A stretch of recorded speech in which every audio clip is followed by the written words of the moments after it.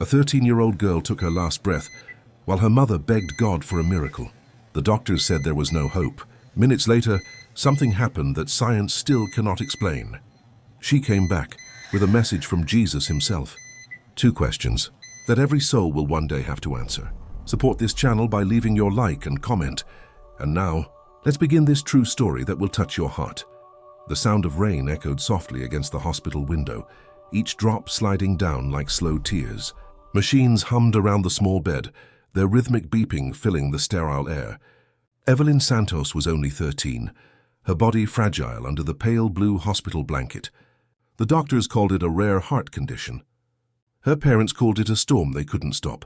Her mother, Lucia, sat beside her, clutching a rosary so tight it left marks on her fingers. Her father, Marco, stood near the window, staring at the grey horizon as if waiting for it to break open. Evelyn's breathing grew shallow. Every inhale sounded like it came from far away. Outside, thunder rolled. Inside, the machines began to slow. One long, unbroken tone filled the room. Lucia screamed her daughter's name. Doctors rushed in. Voices overlapped, urgent, panicked, breaking. But deep inside Evelyn's fading consciousness, there was no pain. Only stillness, only peace, and then everything changed. The darkness around her thinned into light. A soft wind brushed against her face, carrying a scent of rain mixed with something sweet, like jasmine. Evelyn looked down. Her hospital gown was gone. She stood barefoot on what seemed like a surface made of glass and water, reflecting light with every step she took. There was no hospital here. No fear, only a calm so deep it felt alive. From a distance, a figure appeared. The closer he came, the brighter everything became. Evelyn couldn't look away. It wasn't just light that surrounded him. It was love. Love that felt like truth. Evelyn, the voice said. Her heart recognized the sound before her mind did. Jesus, she whispered. He smiled, the kind of smile that reached the deepest corners of her soul, healing things she didn't even know were broken. Walk with me, he said. They walked together through a shimmering archway made of living light. Inside, images floated in the air, moments from Evelyn's life, unfolding like scenes from a memory. Her mother baking bread at dawn, her father fixing a neighbor's radio, Evelyn sharing her lunch at school, and the time she cried alone when no one understood. Why am I here? She asked quietly. Am I dead? Your breath has paused, Jesus answered, but heaven is closer than your parents can see. For now I am with you here. He turned to her, his eyes full of both strength and tenderness. There are 2 questions, he said, that every soul will face when they stand before me. These questions are not punishment, they are the measure of love. Evelyn's heart beat faster. The first, he said, is this.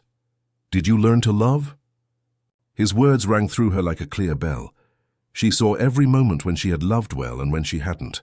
The times she forgave, the times she stayed silent when she should have spoken, and the times she judged without understanding. Jesus continued, not love as a feeling but as a choice.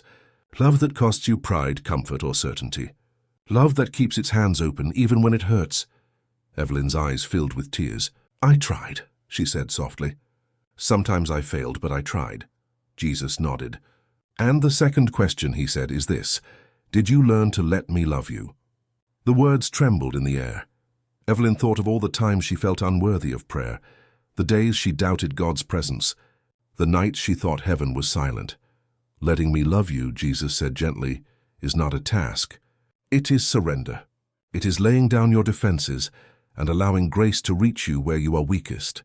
It is believing you are worth saving. She covered her face and wept, not out of guilt, but relief. Jesus placed a hand on her shoulder. Evelyn, you will go back. Your story is not finished.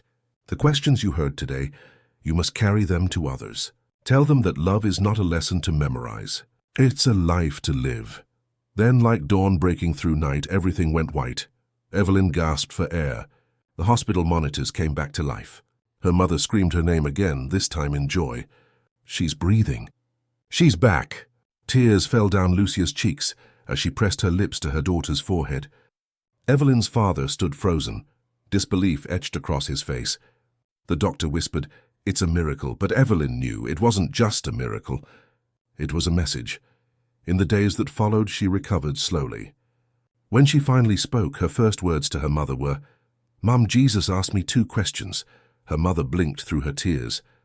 "What questions, sweetheart?" Evelyn took her hand. "Did you learn to love, and did you learn to let him love you?" From that day, her story spread. Teachers, nurses, even strangers online began to hear about the girl who died and returned with 2 divine questions. Some called it imagination, others a vision, but everyone who heard it paused. Evelyn herself lived differently after that. She forgave more quickly. She spoke more gently. She prayed not out of fear but gratitude. When friends asked what changed her, she simply said, "I saw love and love saw me." Years later, she volunteered at a hospital, the same one where she had died. She carried a small notebook with 2 phrases written inside. "Did you learn to love? Did you learn to let him love you?" Whenever she met someone in pain, she shared them softly, never preaching, only offering. One afternoon, she met a young boy fighting cancer. He was afraid to die. She took his hand and said, "You don't have to be afraid. Just remember the 2 questions." He looked up, curious. "What questions?" She smiled. "The only ones that really matter." That night, back in her small apartment, Evelyn stood by her window. The moonlight touched her face. Somewhere in the distance, a church bell rang, the same sound she remembered from childhood. She closed her eyes and whispered the words that had carried her through everything. "Did I learn to love? Did I learn to let you love me?" And in that silence, she felt the same presence again, gentle, bright, and near. If this story moved you, subscribe to Real Testimonies for more true encounters that touch the soul.